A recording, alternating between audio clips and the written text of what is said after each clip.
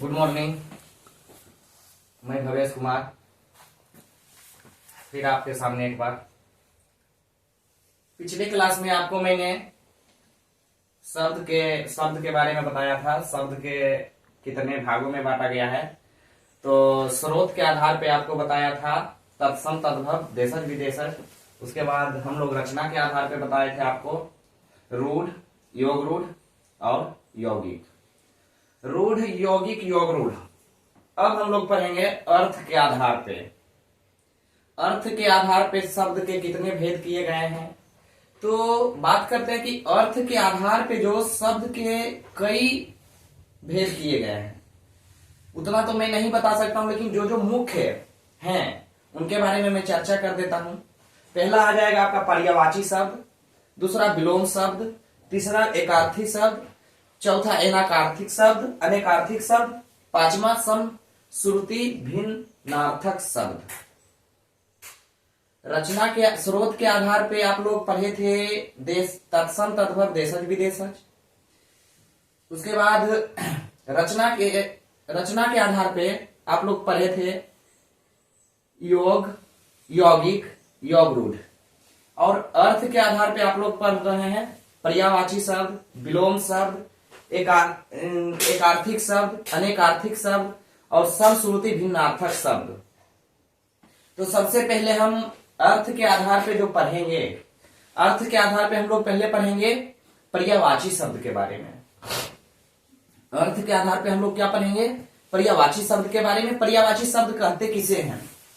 पर्यायवाची शब्द कहते किसे हैं? तो वे शब्द एक जैसा अर्थ देता है। वैसा शब्द जो एक जैसा अर्थ देता है उसे ही हम पर्यायवाची शब्द कहते हैं।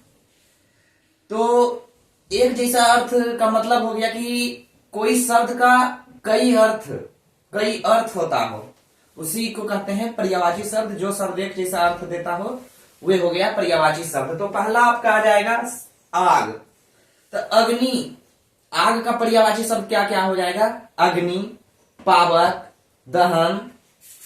अग्नि, पावक, दहन। उसी प्रकार आ जाइए अश्व। अश्व का हो जाएगा घोड़ा, तुरंग, वाजी। अश्व का क्या हो जाएगा? घोड़ा का क्या हो जाएगा? अश्व, तुरंग, वाजी। तीसरा नंबर में आ जाइएगा आंख। आंख का हो जाएगा नेत्र, लोचन, नयन। आंख का क्या हो जाएगा? नेत्र, लोचन, नयन। चौथा नंबर में आपका अतिथि है। अतिथि का हो जाएगा आपका मेहमान, आगंतुक और अभ्यागत। अतिथि का क्या हो जाएगा? मेहमान, आगंतुक और अभ्यागत। पांचवें नंबर में आप आ जाइए कमल का।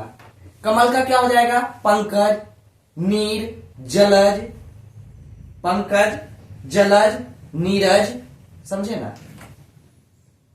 कमल का क्या हो जाएगा? पंकज, जलज, नीरज। छठे नंबर में आपका गणेश आ जाएगा। छठे नंबर में क्या है? गणेश। गणेश का क्या हो जाएगा? गजानन, गणपति, लंबोदर। गजानन, गणपति और लंबोदर। सातवें नंबर में आपका गृह हो जाएगा, घर। घर का पर्यायवाची शब्द क्या हो जाएगा? गृह, आवास, सदन।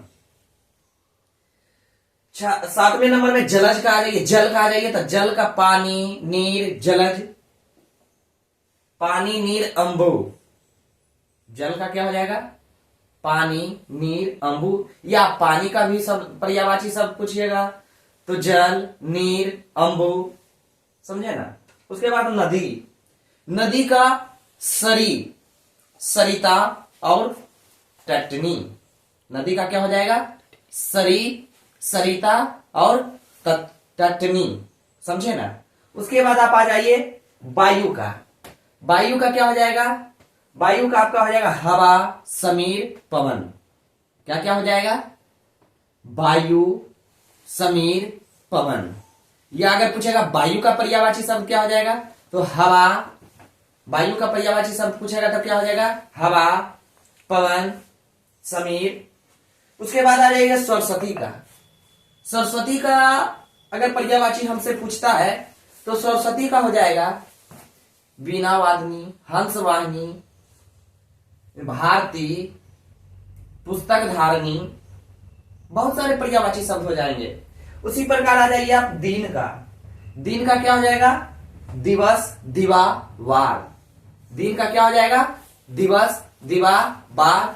अब पहले हम लोग शब्द के बारे में पढ़े, फिर शब्द को हम कितने भागों में बांटे उसके बारे में पढ़े, स्रोत के आधार पे शब्द को बांटे, तत्सम तत्सम देशज विदेशज में, रचना के आधार पे हम लोग शब्द को बांटे, योग रूढ़, यौगिक, योग रूढ़। उसके बाद हम लोग अर्थ के आधार पे भी शब्द को बांटे, पर्यायवाची, विलोम, एकार्थिक शब्द, अनेकार्थिक शब्द, सम श्रुति भिन्नार्थक शब्द। उसके बाद हम लोग आज पर्यायवाची शब्द के बारे में पढ़े कि पर्यायवाची शब्द कहते किसे हैं। इसीलिए मैं शब्द पर्यायवाची लमसम मैं 10-12 को पर्यायवाची शब्द लिखा दिया हूं ताकि आप भी देखें। उसके बाद कल जो हम पढ़ेंगे विलोम शब्द के बारे में पढ़ेंगे। कल क्या पढ़ेंगे? विलोम शब्द के बारे में पढ़ेंगे।